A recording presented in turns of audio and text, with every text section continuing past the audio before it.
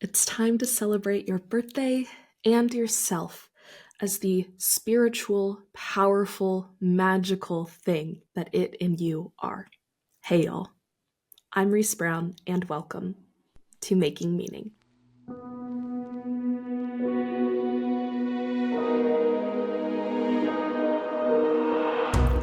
Making Meaning is a podcast by the Cohere Collective here to help you make meaning in a way that makes sense for you.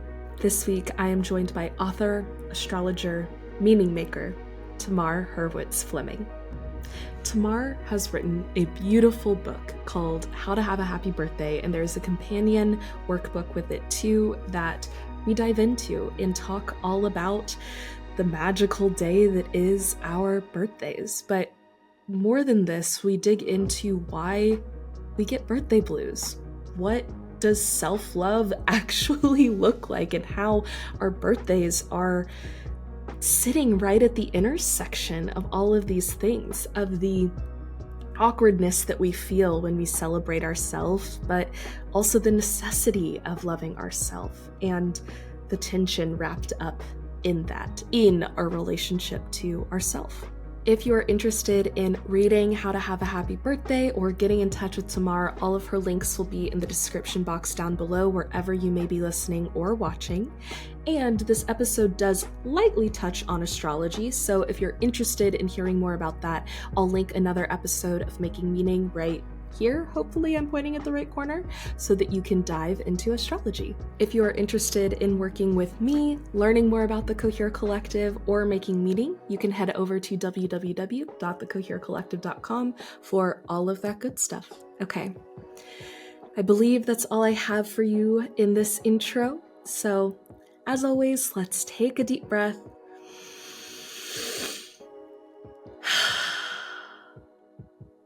And get started. Tamar, thank you so very much for joining me today. It is an honor to put a face to the name, and I'm so appreciative of your time this evening. It's actually evening for both of us, which is a fun change of pace for me. So thank you so much for being here. Thanks for the warm welcome, Reese. I'm looking forward to this. Absolutely. To kick us off, get us started, I always like to start with what's just something you're grateful for right now, just to hopefully set a positive tone going into this time together. You know, I'm grateful for this opportunity to share this space and to share this conversation, because I believe that together we can talk about a variety of topics that can really help people have a better life. So I'm excited and grateful that we get to do this. Me too. That is something that I find myself continually called back into gratitude for, is just the ability to do work of service, right? And that is something that I've found as a common theme throughout all of these conversations that I have. I have not had one guest on in 3 years of doing this show that has not said that serving others is not tied to meaning in some way. Yeah, So absolutely. thank you for that. Second question to really break open our conversation is, what is your story? That is a big question, but whatever you feel called to share in this moment is exactly right. So I have many different stories, but the story that has the most impact in terms of the essence of our conversation today is about my birthday. I wrote, I'm here. I wrote a book called How to Have a Happy Birthday. And the genesis for my birthday awareness started when I turned 18. It was my freshman year at college. It was my first year away from home. I'm the baby of the family. There's 4 of us kids. And I didn't have any birthday plans except to wake up in my dorm room and receive the birthday calls from my family, which I knew would come. And so, I woke up, went to breakfast, rushed back to my room. This is before cell phones and all that kind of stuff.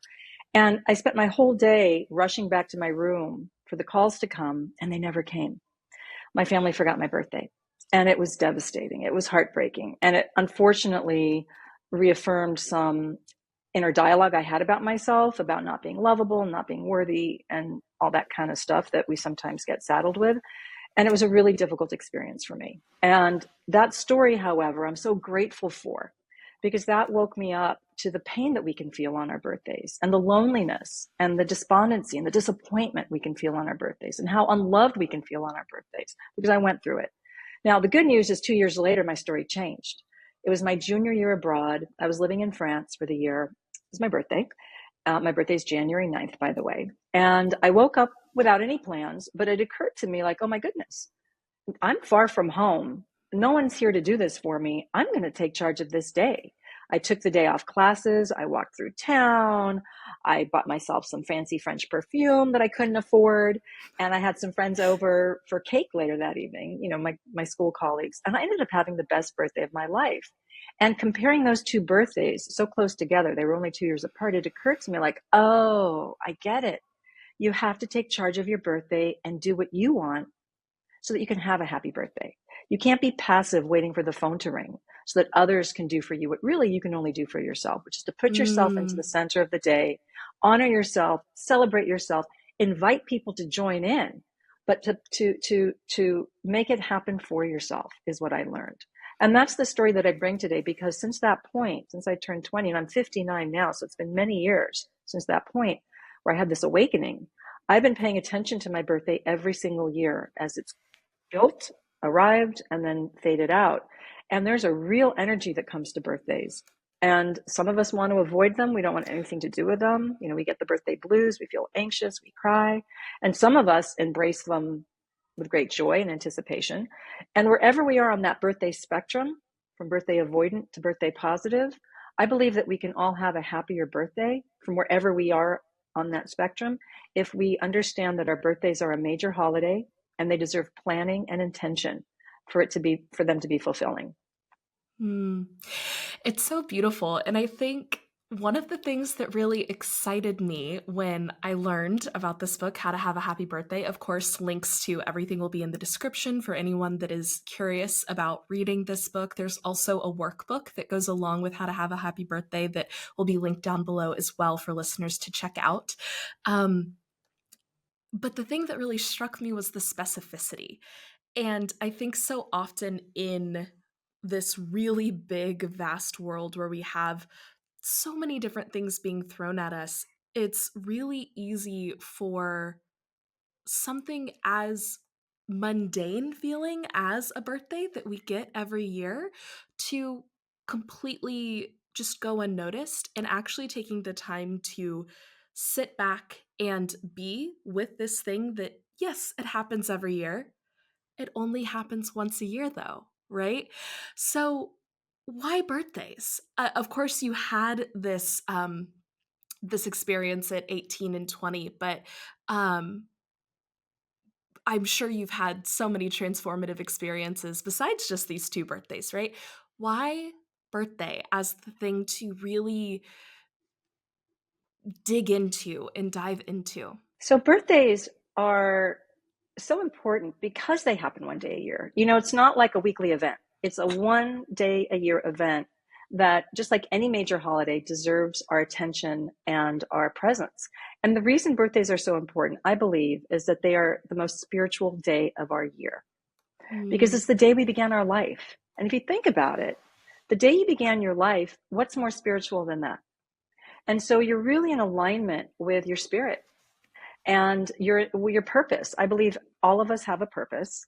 I know you really help people find their purpose and find meaning in their life, which is such wonderful work that you do. But I believe all of us have a purpose.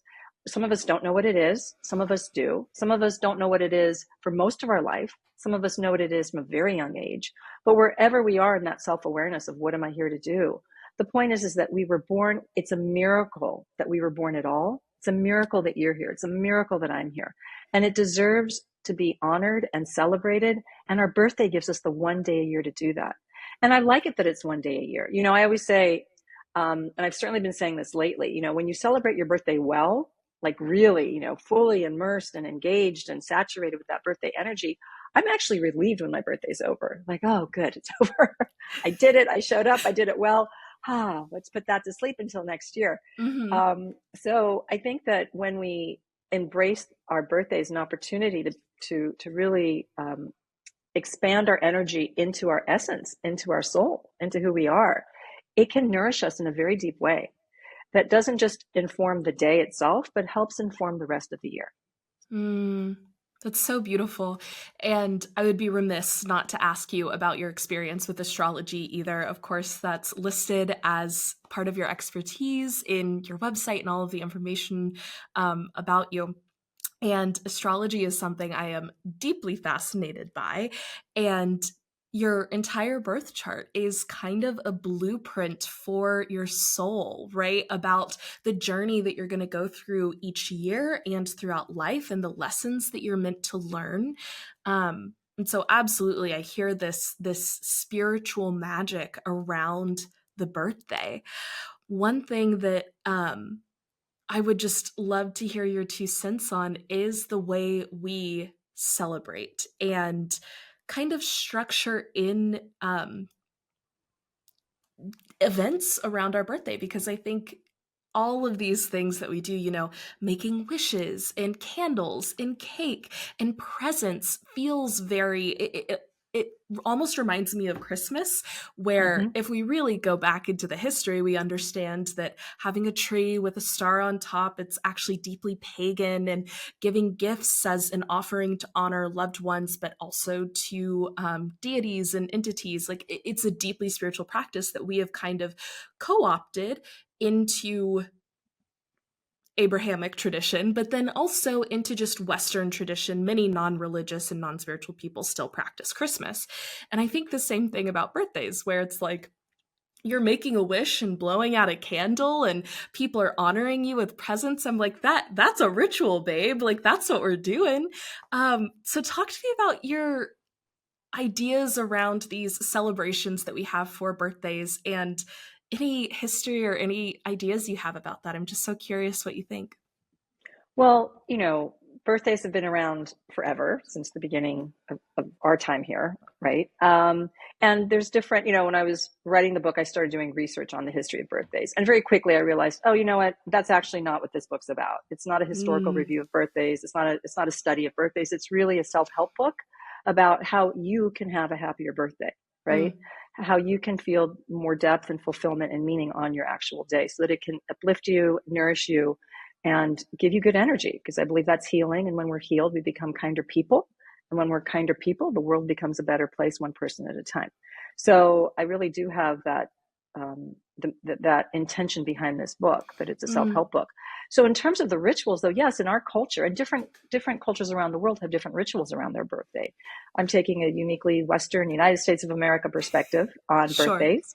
And yes, absolutely. Gifts, birthday cake, birthday wish, all of that. The thing that I find interesting, though, about these rituals is that some people, well, I'll tell you a personal story. I mean, I was a kid. I think I was turning 5. And I remember we were playing outside, and all of a sudden I was like, okay, come in for dinner. And it was dinner time. Oh, it's your birthday. Oh, it's my birthday. Well, where are my friends? Because I'm the baby of the family. And I knew that when it came to birthdays, your friends came over. Well, but at that day, that evening, no one was coming over. And I got really upset. Like, wait.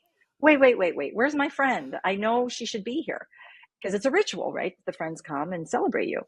And that didn't happen for me that day. And I got really frustrated. And my family started singing to me, and it felt like this ritual where we're going to sing to you and give you the cake and blow out the candles didn't align with the way I was feeling, because I had a certain expectation that wasn't being met, and I was frustrated. And actually, I got so frustrated, and I didn't know how to. I remember I was served actually a birthday pie, like a cream pie. And I remember I was so frustrated that no one was honoring what I wanted, that I stuck my thumb in the pie. I just stuck it in, like as a protest. And exactly. Everyone started laughing, which just made me more upset, right? Of course. I remember it so well, though, but it's, it speaks to this idea that we can have the rituals of the birthday, but if we're not in alignment with them, it can be hard for us. It can be hard for us. A lot of people don't actually like it when people sing happy birthday to them. I've heard people say, I don't want to be the center of attention. I don't want all that energy coming at me. And I say, fine, that's great. You have awareness about what works for you. There's no rules for celebrating a birthday. Even though I wrote a self-help book with all sorts of ideas and suggestions, it's really up to you to decide what works for you. You might want to take yourself alone and away for the entire day and not see anybody for your birthday. And that's perfectly fine if that's what nourishes you and if that's what you want to do on your birthday. But A lot of these rituals, I think, do have meaning. They do have power, but sometimes they can be distracting. Like I don't, when people, like every year when it's my birthday, my husband buys me a gift, which I love. But the biggest gift that he gives me, which I cherish and value the most, is that he writes me a love letter. He finds a beautiful card. He writes me a love letter. He types it up, because there's a lot he's saying, and he cuts it out and pastes it in the card. That gift touches me so deeply, brings tears to my eyes, and nourishes me to the bottom of my soul, because it's love. He's gifting me with love.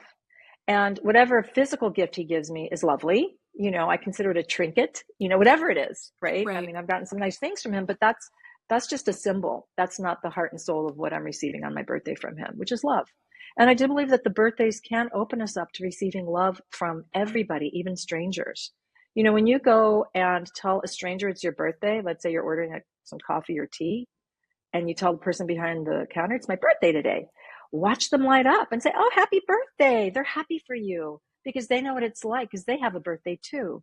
And I actually suggest that people, when it's your birthday, let people know it's your birthday. If you're walking the dog on the sidewalk and you run into your neighbor, tell them. They'll be happy for you. And that's love. That's a form of love. Even if you don't know the people, it's still a form of energy that's being transferred, which has love at its root and positivity at its root. And we can all use more of that. And so that's one of the things.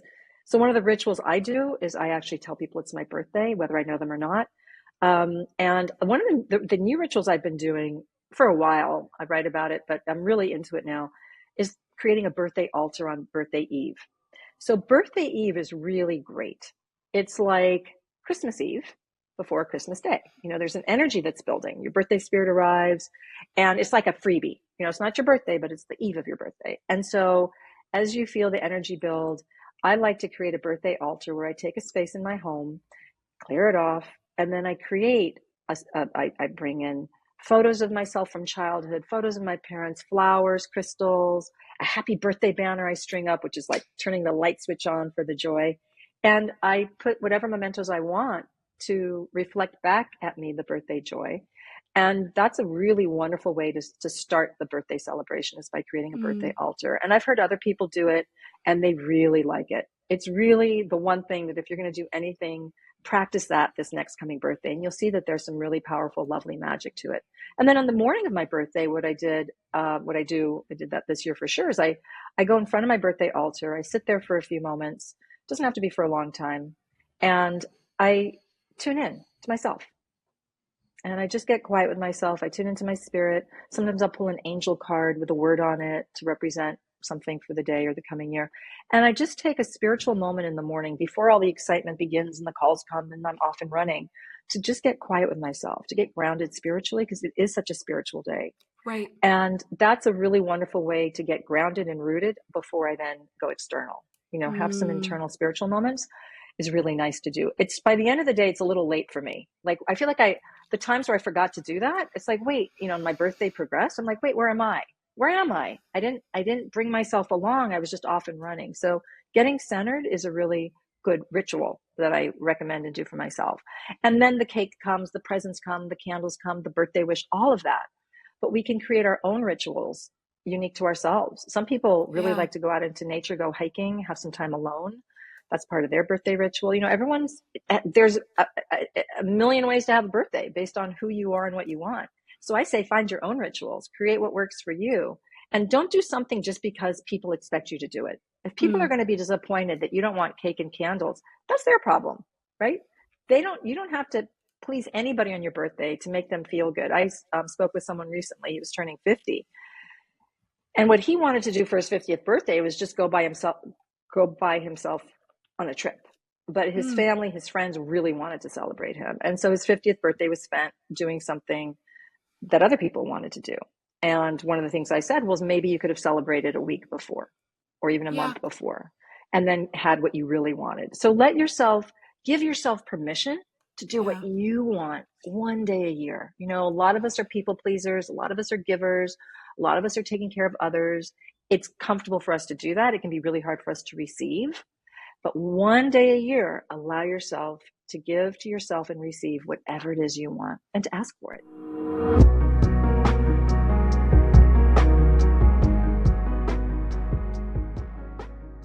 Hello, everyone. It's Reese Brown just popping in here real quick in the middle of this conversation to ask you if you're enjoying the episode. If you are, please subscribe to the Cohere Collective and Making Meaning wherever you're listening or watching. Drop this episode a like or leave us a 5-star rating or review and comment down below your experience with birthdays. When is your birthday? I'd love to know. And what your takeaways about birthdays from this episode are so far. Okay, that's all I have for you. Let's get back to the conversation.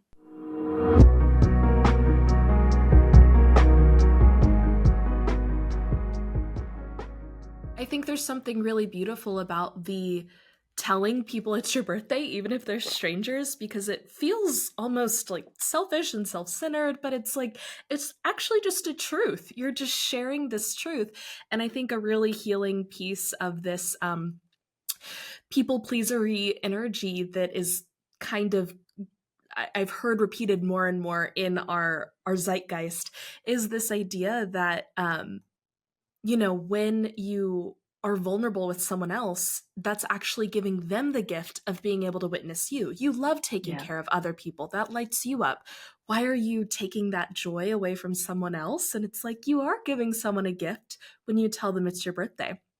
I also love how with this birthday altar on birthday eve especially, it almost like primes your system to receive love.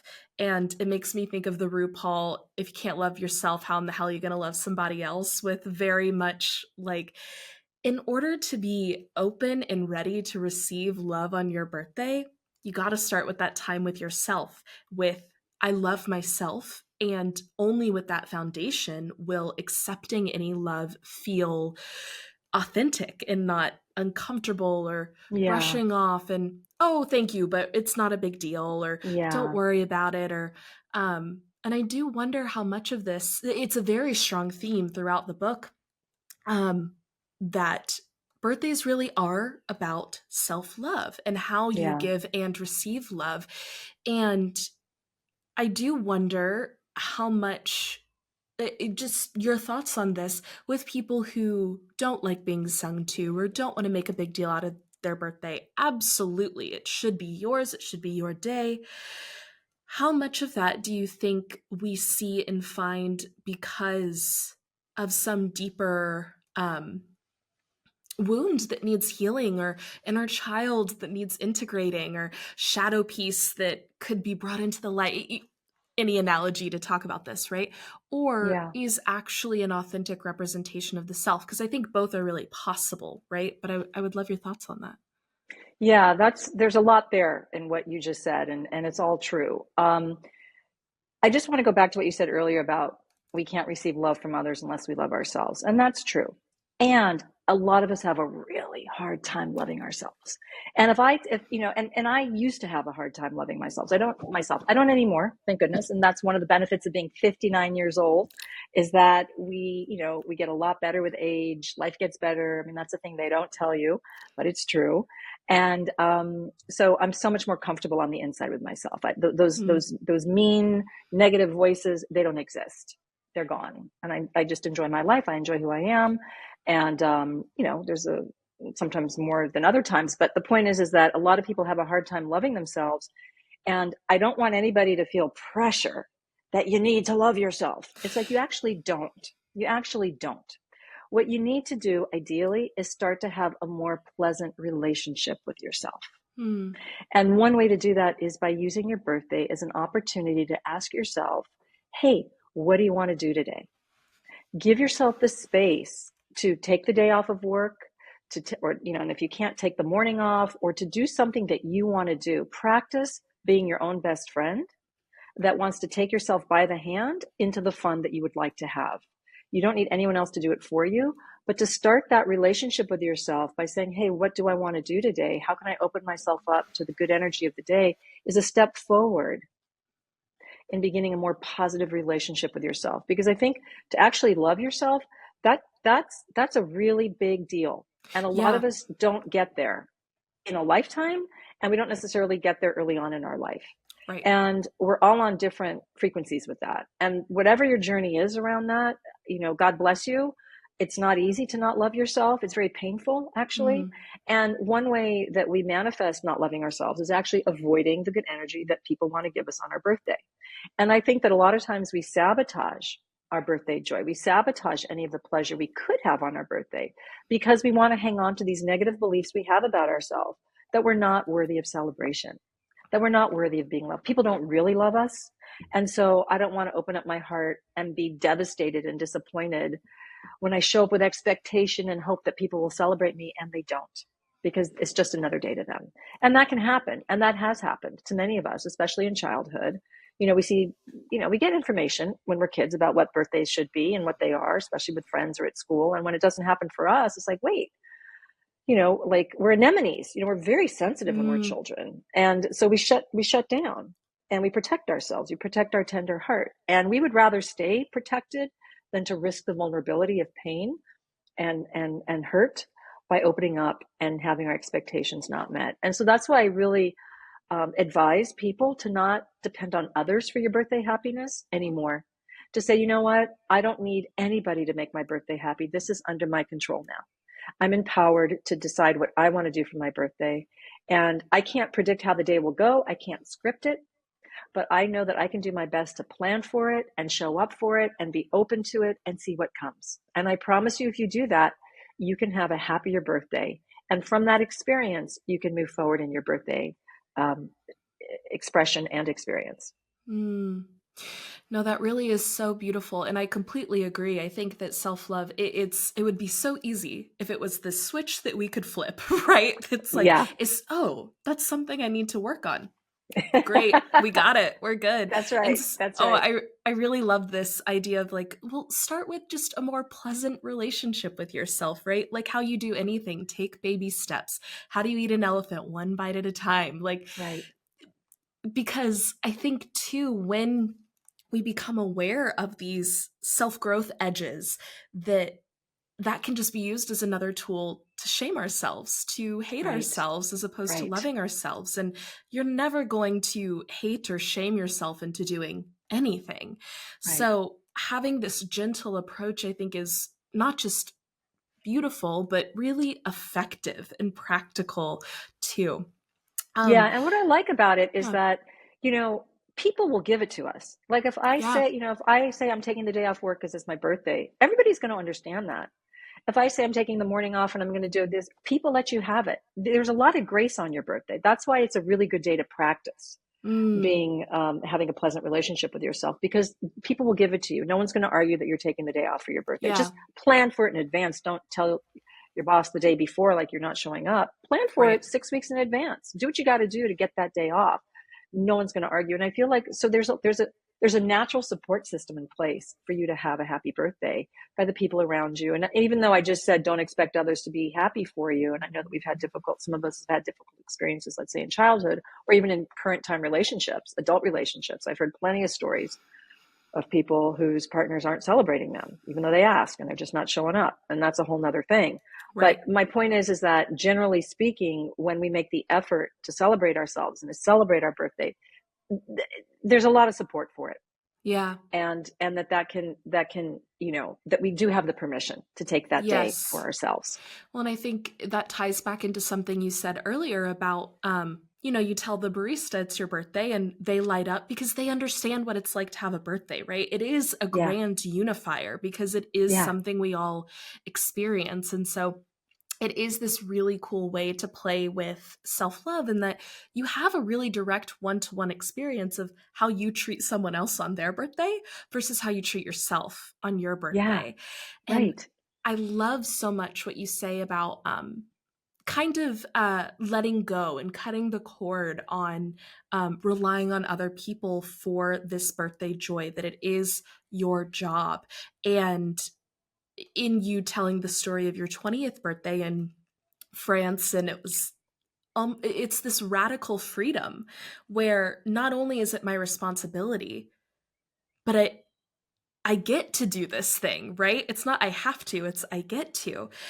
Yeah. How as we're considering this idea of working towards a more pleasant relationship with ourselves, is there a similar relationship with being excited to do this work for ourselves, released from expectations of others? And you said something earlier that just really rung true to me. That was uh, doing something for yourself that no one else can, right? Because there are things that only we can do for ourselves.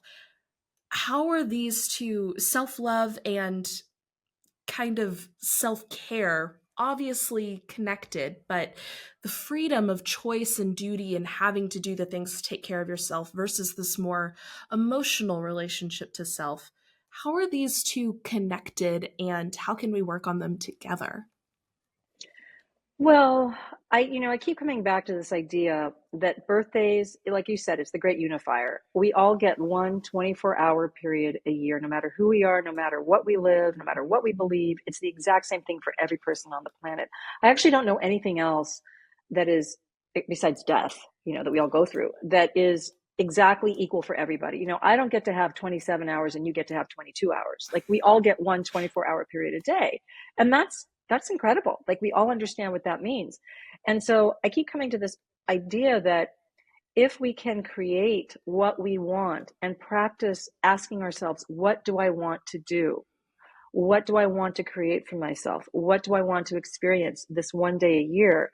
It can expand our appreciation for the consequences of making such a choice and Mm, asking such a question and making such a choice.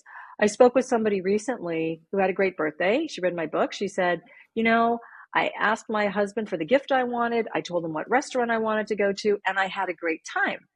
And I said, good for you. And she said it was very empowering. And that's mm, exactly what it feels like when we take charge of our birthday and make it what we want it to be. And that empowerment, that sense of like, oh, I did what I wanted. It feels good. It is a form of self-care. It is a form of self-love to actually allow ourselves to have what we want and not always be thinking of others and subsuming what we want for others, being in service to others, taking care of others, putting others' needs before our own. A lot of us do that all the time. We don't know how to put ourselves in the center. It's uncomfortable, right? yeah. We talked about that already. And so I just say, give yourself one day a year. And it doesn't even have to be the whole day if that's still too much for you. Give yourself the morning. Just give yourself the morning to yourself. Go for a Mm, walk, go to the park, go to your favorite restaurant and have brunch, have some friends over, have them join you for breakfast. Like just do something that sparks some joy all about you and practice receiving. One of the things I noticed very early on is, it can be really hard when people give you compliments. You did a mm, great job, or I love that dress, or whatever. And, it's very easy to, and I finally realized, just say thank you. Even yeah. if you're uncomfortable, just say thank you. I actually say that in the book. But, when people are complimenting you, just practice saying thank you. And as soon as you start saying thank you, it makes you vulnerable. It Yeah. just makes you stop and receive. It's a little uncomfortable to say thank you, because it implies you agree. It implies like, oh, I know, don't I look great in this dress, But you know what? You do look great in that dress and you deserve to be complimented and say thank you. So just practice saying thank you, right? Practice being present for your birthday when people are showing up with good cheer for you. And that's why Mm, I think when we let the barista know it's my birthday today and she smiles or he smiles and says happy birthday, that's just one person and it lasts 10 seconds and you can keep moving on. There's not a lot of pressure there, right? It's just a moment.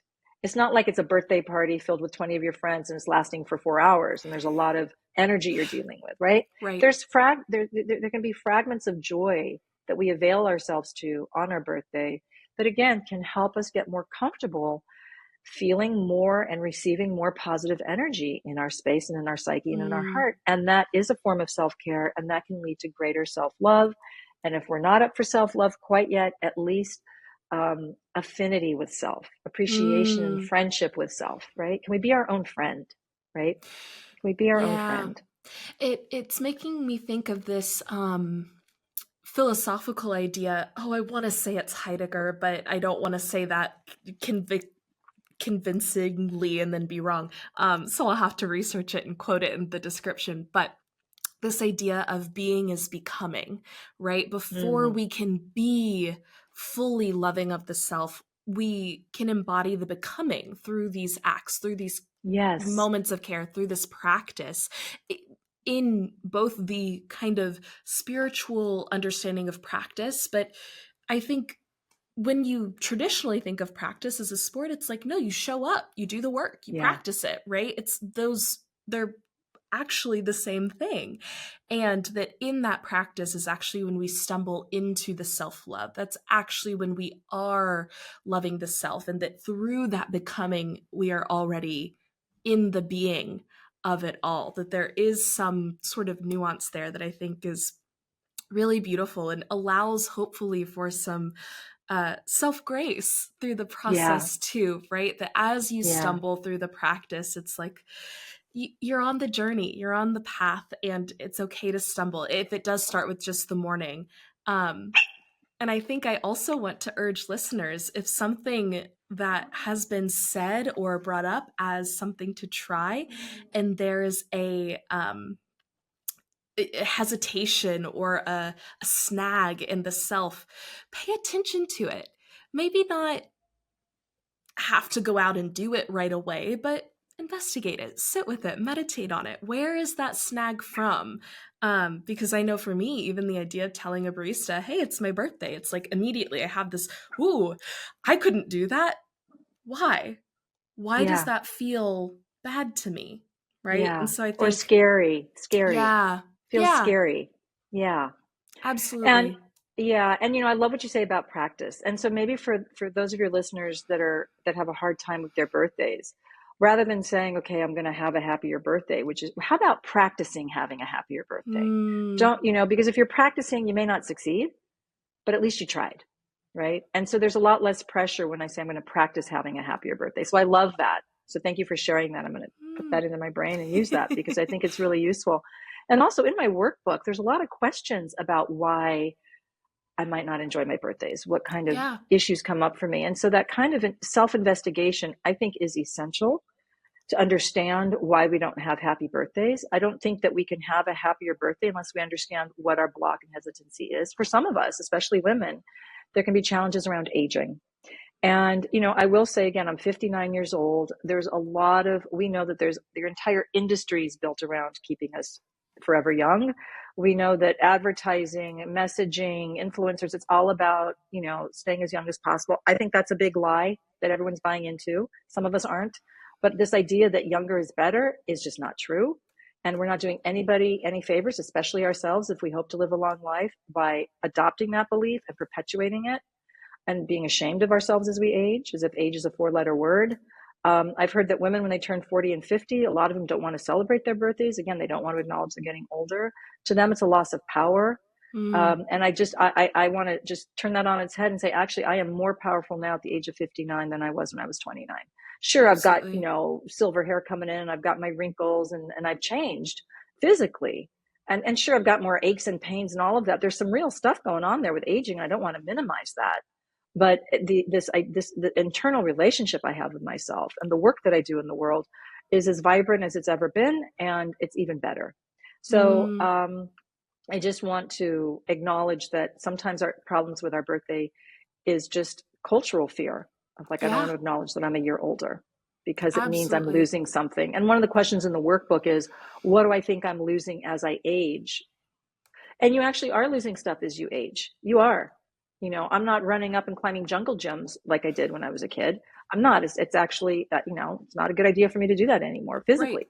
So, okay, I'm not doing that. I'm doing other stuff now that I didn't do when I was younger, that I can do now that I couldn't do when I was younger. So I think that, I think it's important to acknowledge that there can be grief as we age, Mm, loss of an earlier version of ourselves, but there's still things that we can still have as we age that are part of our essential nature from day one till the end, that doesn't go away, and that there are new things we have as we age. And so that the workbook asks literally those questions so that we can unpack what our resistance is to celebrating ourselves and celebrating our birthdays.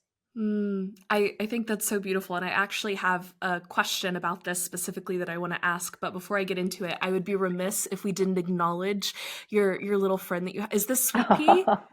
Sweet pea, no, Sweet pea sleeping in the fireplace. There's a little bed. This Oh is my Sassy. goodness. Sassy, She's she's cute, isn't so she? precious. Yeah, she is. She's a wonderful dog. She was barking a little earlier. She was excited about the themed birthdays. She's So now excited. we're, We yes. get it. So now We'll we're forgive keeping her her. calm and quiet. Yeah. Yes. Okay, back to aging. But she's so precious. I couldn't not acknowledge. Thank you. But yes, with the beauty of aging, this is something again that you touch on in the book and the workbook, and it is so important, especially for women. And I think this idea of self-love and being self-effacing and taking care of others is also a deeply, not that it doesn't impact men, of course it does too, but I think that there's something about this experience that is also uniquely feminine in this idea of identity being tied up in nurturing, in Yeah. taking care. And I think aging similarly, not that it doesn't impact men, but it's very different for men than it is for women. And as I was going through the book and thinking about birthday as this celebration, and you mentioned through our conversation and in the book, um, the only things we're guaranteed are death and this 24 hours a year to celebrate our birthday, right? These are the unifiers. And I started thinking about how a birthday is, yes, a celebration of birth, but it is also, in a way, a celebration of death, of letting Yeah. go what is behind us, Yes. of moving forward into who we are becoming, into this new year of who we are, um, celebrating the growth of the last year and being excited for what's to come.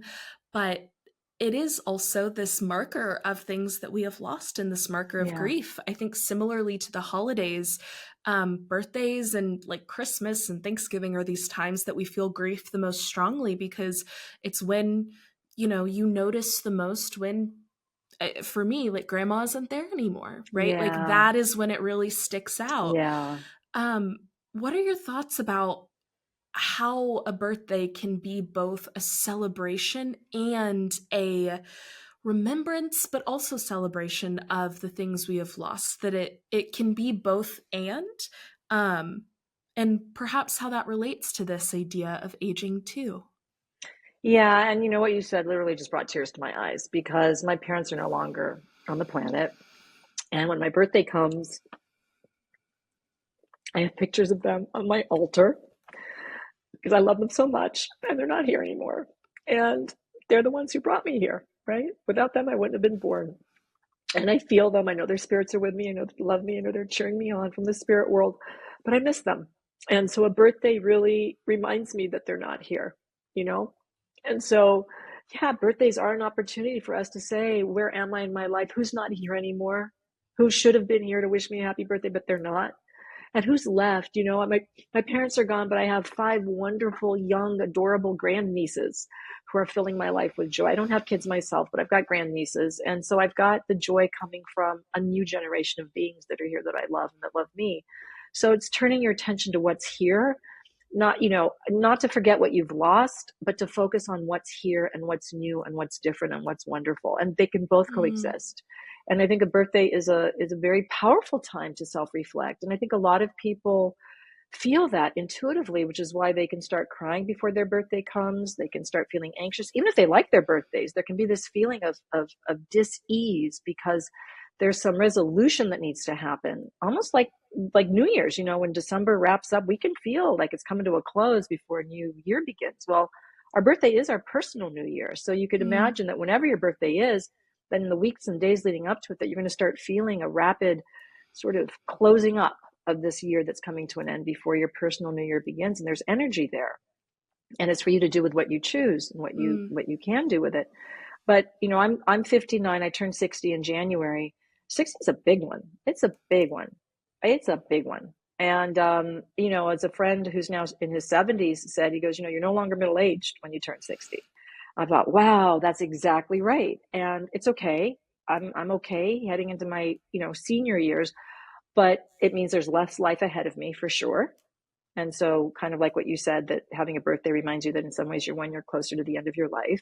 Memento mori, remember that I will die, helps me actually be more present with the life I'm living. And believe me, it does. I keep thinking of Bonnie Raitt's song. She had a line. She says, "Life gets mighty precious when there's less of it to waste." And that's Mm, how I feel every year that I age and I get closer to the end of my life. I realize, like, okay, what do I want to do with the rest of my time here? And I can't maybe map out the next 20 years, but I can map out the next coming year. And that's what yeah. birthdays let us do. What do I want to do this coming year as I wrap up being 59 and I head into being 60? And those are really important questions to ask. What I don't want to do is I don't want to wake up one day and be, 69 or 79 and say, well, what have I been doing? Where have I been? Whoa, whoa, whoa, whoa, whoa. I wasn't paying attention and time's over. I don't get that Yeah. time back. So I think birthdays are a great opportunity to tune in and ask yourself, are you living the life you want to live? Does your life have the purpose and the meaning that you crave? If so, hooray, keep doing it. You want to make some adjustments? What are they? Use your birthday as a springboard for making those changes, and and give it a 1 year timeline. It's a 1 year timeline until your next birthday. Yeah. There really is that beautiful built-in kind of check-in there. Before I move on, thank you for sharing that so vulnerably. I do really appreciate that. And I think that really will resonate with a lot of people, because I think that similarly, like, death is the grand unifier. We all, if we have not experienced it in a family member or a pet or something yet, we will. That is Yeah. just the natural process of life. So I appreciate you sharing that, and also sharing how you use that to celebrate these connections too. I think that's really beautiful.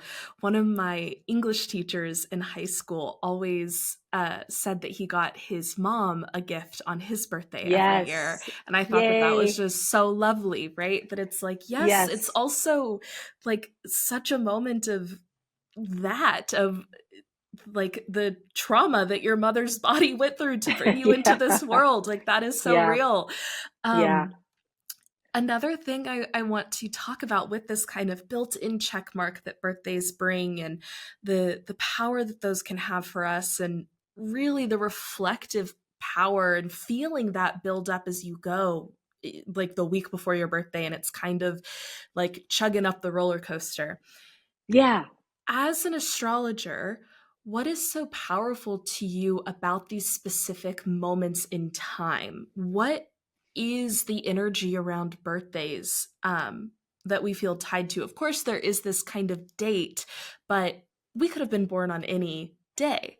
Why do you Yeah. think it is that we still feel a certain resonance with that moment in our lives? The Virgo full moon lunar eclipse was just a few days ago, and boy, was that day weird for me.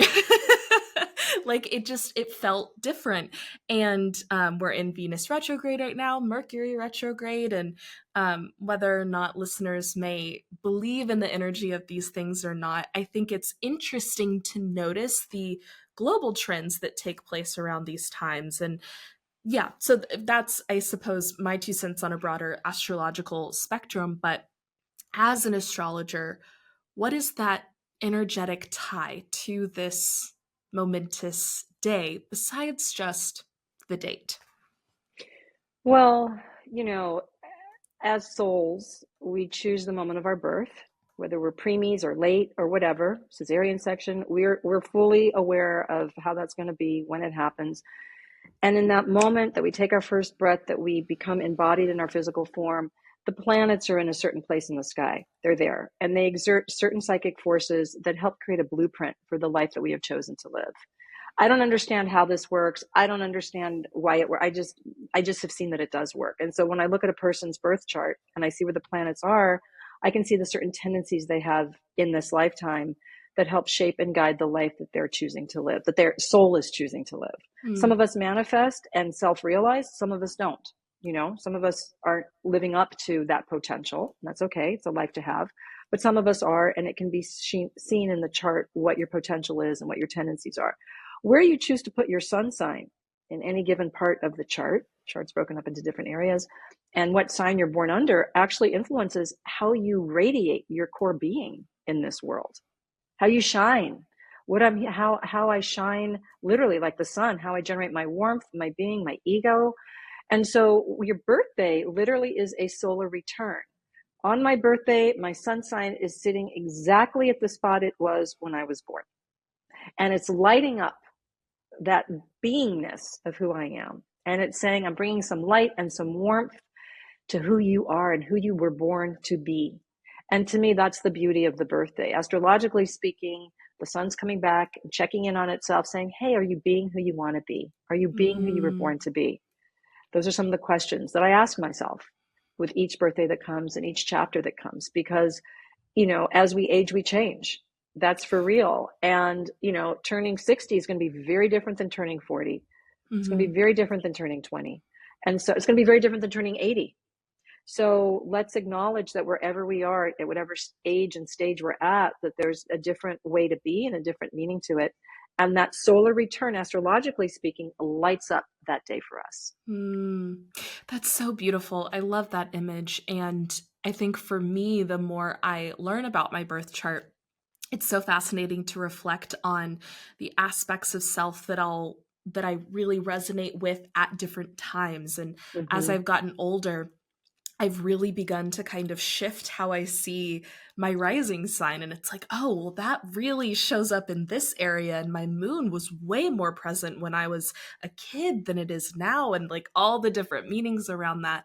And, we all choose to, I believe we have a lot of lifetimes. And so, being a Capricorn in this lifetime means something very differently than maybe having had a past life as a Cancer or a Pisces. And so the Capricorn archetype is, very much someone who wants to get things done and achieve things. And I'm grateful for that, because this is a life where I've been able to get a lot done. I suspect I've had some past lives. I've been a mother of maybe 9 children, working really hard, not having a lot of my own agency. This is a lifetime for me to have a different kind of incarnation and experience, so my soul can keep evolving and growing through each lifetime. And we choose very carefully our the time and place of our birth, the parents and the family we're born into. I mean, it's some pretty serious stuff.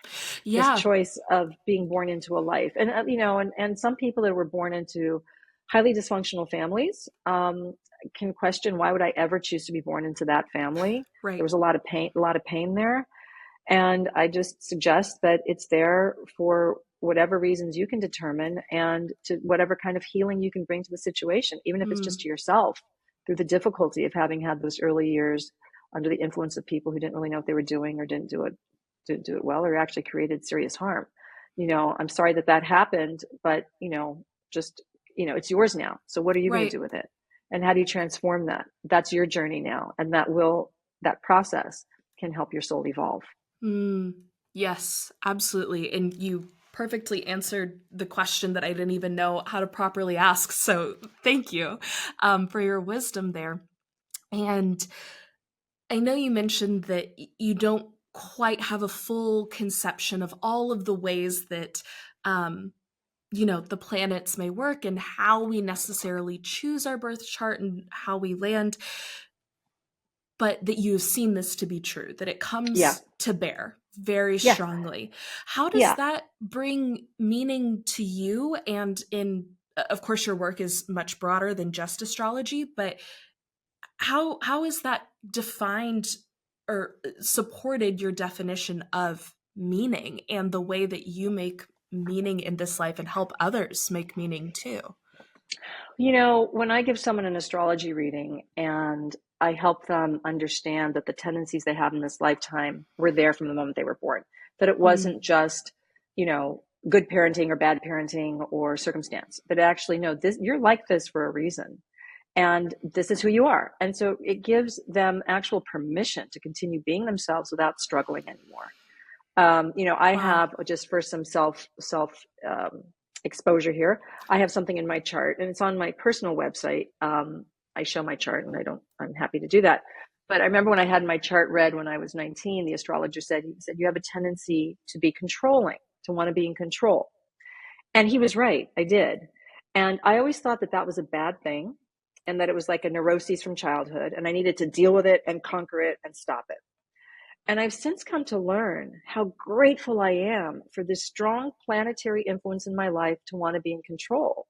Because what I've been able to do is manifest the life I want to have under my own control. I've been able to do that beautifully, right? From the big to the little, What I've learned to do is to not control other people, because I tried doing that too, right? So it's like, okay, I can have as much control in my life over the things I can control, but I certainly can't control my husband. That's not appropriate.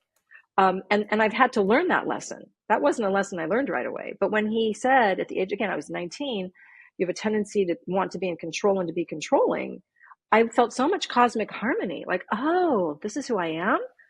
I don't have to fight it anymore or think it's just some bad trait. So that really gave me permission to just be who I am, but to consciously work with my, you can have Right. tendencies to be a leader, but that doesn't mean that you're always leading everybody. It means, Right. give space for others, but just know that when the time comes, lead, right? So I feel like astrology is really powerful to help us understand ourselves better. There shouldn't, in some ways, there shouldn't be any surprises when you get an astrology reading. Maybe not, but it's like, oh yeah, I recognize that about myself. I recognize that about myself. And maybe sometimes there are surprises, like, oh, I didn't realize that, but now that you mention it, that's a really good point. I'm going to have Right. to give that more thought. And so, I was giving a reading to somebody a few weeks ago. He's like, well, doesn't that sound like it could be anybody? I'm like, well, no, not really. There's plenty of people that aren't, like that, but Yeah. it was so natural to him that he just assumed everybody was like that. It's like, oh no, not everybody's No. like that at all. No. Right. Right. Yeah. Yeah. So That's really wonderful. And I think I completely agree. And it's so interesting in the beautiful way that knowing that something is kind of in and of your nature, it doesn't mean that you have to fall victim to it, like you said, but that right. there is the opposite side of that coin, that is when you're not fighting it, you can allow it to work for you in the way Yeah. that you can step into a healthier expression of that. Very Yes. similarly to um one of my great mentors always said, your greatest strength is also your greatest weakness. Yes. And I will Yes. never forget, she looked me straight in the eyes and said, you are one of the most selfless people I've ever met. You are also very selfless. And I was like, I need to go figure out who myself is. And Yeah. working with both of those aspects, right? Yeah.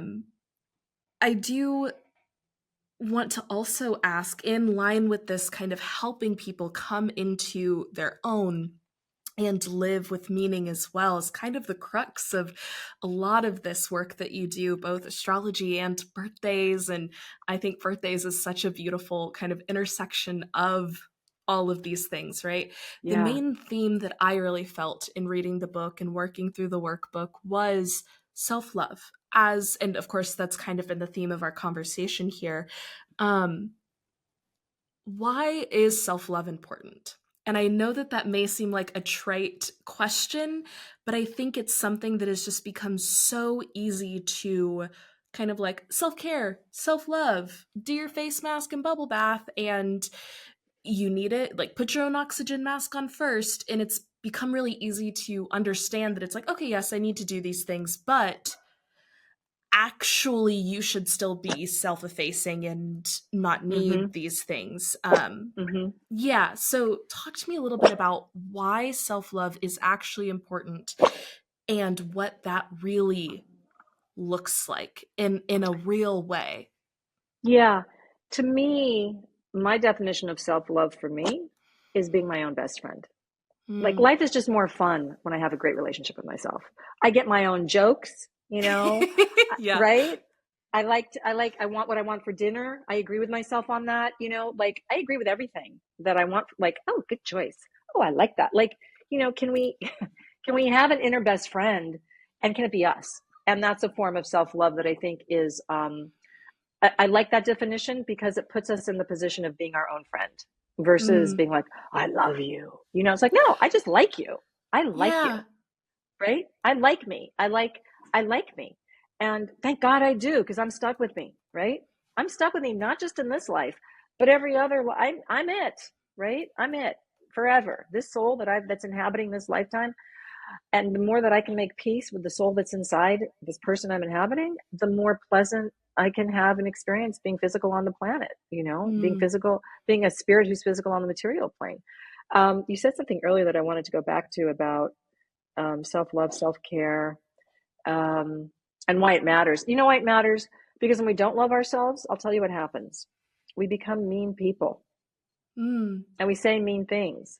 And we want to find our own sense of power through being negative, through being nasty, through being mean. You know, those trolls that post things on the internet that are just violent and mean, and they're not loving themselves. I can tell you right now, those are not people that enjoy their own company, that love themselves. They may be angry at something, and I'm not saying anger is not valid and useful, for sure. But I believe that there's a lot of people, when they don't like themselves and actively hate themselves, they put that energy out into the world. So to me, if you want to make the world a better place, literally start with yourself. Yeah. Start having a kinder relationship with yourself, a more understanding and loving relationship with yourself, and that helps send a different energy into the universe, literally, of a more healing vibration.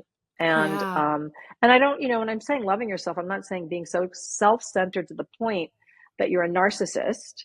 You're not thinking of other people, right? And we're not going to the extreme there either. I'm talking about just, establish a warm, positive, friendly relationship with yourself, and take yourself by the hand and go through life together, and use your birthday as an opportunity to say, hey, friend, self, what do you want to do today? What do you want to do? Let's do it. Let's go have some fun. I also want to mention something else that's very powerful that's going on. Speaking of the internet, Elizabeth Gilbert, who wrote Eat, Pray, Love, she started a Substack called Letters from Love. And for the past 25 years, every morning she wakes up and she says, dear love, what would you have me know right now? And she lets the spirit of unconditional love write to her whatever it wants to say. And the words that come through are amazing, spiritual, uplifting, profound. And she's invited other people to do this writing exercise every week. And so she has guests come on, and people post their letters in the comment section. And what's amazing is the wisdom and the love and the generosity and the kindness that comes through these letters that people are writing, imagining that love is talking to them. And I encourage everybody listening to try this exercise. And it's okay if you don't believe that love's actually writing the letter. It's okay. It doesn't matter. Just do it anyway. And see what comes through. And I've participated, I've witnessed, and I can say consistently the kindest, most supportive and loving and nurturing voices come through these people's letters. And so if you want to start practicing having a more loving relationship with yourself, give love a voice. Ask yourself, dear love, what would you have me know right now? And let's see what it says to you, and start there. That's a very simple exercise that you can try to actually see what comes through, and start with that. Yeah, that is so beautiful. And I'm a huge fan of Elizabeth Gilbert. She's wonderful. Yes, her book, Big Magic, like completely reframed the way I think about creativity and creative work and life and all of the things. So I didn't even know about, I knew she had a Substack, but I didn't know about this other community. So now I have a fun research writing project for me too. But I want to be mindful of our time. So moving into my last few questions, first and foremost, thank you so much. Links to how to have a happy birthday, the happy birthday workbook, and of course to your website, and anything else that you may want to plug will be in the description box down below. Wherever listeners are listening or watching, please go support Tamar and her work. But I want to make sure my second to last question, penultimate question, is what did I miss? We've had a wonderful conversation, but in light of this, of course, there are things that we cannot touch on. We only have a brief moment together. So is there anything that you want to clarify, emphasize, or bring up that we haven't touched on yet? Thank you. Yeah, I've heard people that, they've read the book, they get really excited and they want to give it as a gift. And they say, oh, this would make the best birthday present. And I say, yes, except don't give it to somebody on their birthday. Give it to them 6 weeks ahead of time. Say, I'm giving you an early birthday present. Read it now, and then go have a happy birthday. Oh, I love that. It's right. Give it to the person 6 weeks in advance so they can put it to work. I remember I once read a book about, something about birthdays and that idea of taking a spiritual moment to get grounded. And it really resonated with me. I read that literally a week after my birthday had come. and gone. And I'm like, oh no, I have to wait 51 weeks to put this into practice. I was a little frustrated. Like, I want to put, like, good idea. I want to put it to work now. And so, set them up for success. If you're going to gift somebody the book and the workbook, set them up for success, give it 6 weeks in advance, and hopefully that'll help them have a happier birthday. What a perfect thing to add. I didn't even think about it, but it makes perfect sense. My very last question for you, just to hopefully put a bow on our conversation. What is one word that describes how you are feeling right now? Expansive. I feel like we talked about a lot, and my spirit feels expanded through the conversation. Through any part of our day, we expand or contract our energy. And having this type of conversation that's meaningful and uplifting and deep really expands my spirit and makes me feel like I'm living the life I'm supposed to be living, and helping share insights and invitations to people to help them have happier lives by starting by having a happier birthday, and or practice having a happier birthday. And so I just feel grateful for sure, but expanded. I feel expanded. So I want to thank you for this wonderful and warm welcome, and for being such a great conversationalist. And really, I feel like it's a dance that we do when we step into conversation like this on these podcasts. And I just really enjoyed following your lead and seeing what came up. Absolutely. No, I cannot thank you enough for your time, your energy, this work. I certainly am looking forward to September 8th when I get to put these things into practice as well. And yes, I'm just so thankful.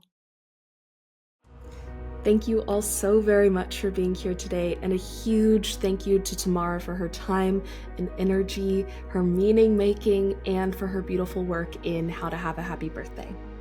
Again, if you are interested in reading How to Have a Happy Birthday, the workbook, or contacting Tamar for anything else, everything will be linked in the description box down below. If you are interested in the Cohere Collective, want to know more about our story, all of the other offerings we have and content we create, please head on over to www.thecoherecollective.com. If you're interested in working with me, you can head to thecoherecollective.com/life-coaching, where I help people find and pursue their purpose and make meaning in a way that makes sense for them one-on-one. A big thank you to Tristan Morgan for making Meaning's theme music. You can find him on Instagram at Tristan Morgan. And a big thank you to Nicole Oesterreicher for making Meaning's art and podcast cover. You can find her on Instagram at Nicole O Creates or Nicole O Design. Right now, I am feeling cleansed. I've been working on a creative project only for a few days, but it kind of hit me all at once, and I felt like I really needed to get it out and do it. And I just finished recording it, like the pieces that I need to do, so now I need to go in and edit. So that's still a little bit of work, but I feel like I've kind of expelled this energy of this project, and I'm really excited about it. I'm really proud of it. And I'm excited to show it to y'all. I think that y'all will like it too. I feel optimistic about it as well. So yeah, when you have the happy exhaustion where it's like, oh my gosh, I am so tired, but so full. That's kind of how I'm feeling. That cleanse, almost like after a good cry. Thank you all very, very much for being here. And as always, I hope you feel like you are living more coherently. Until I see you next time, love.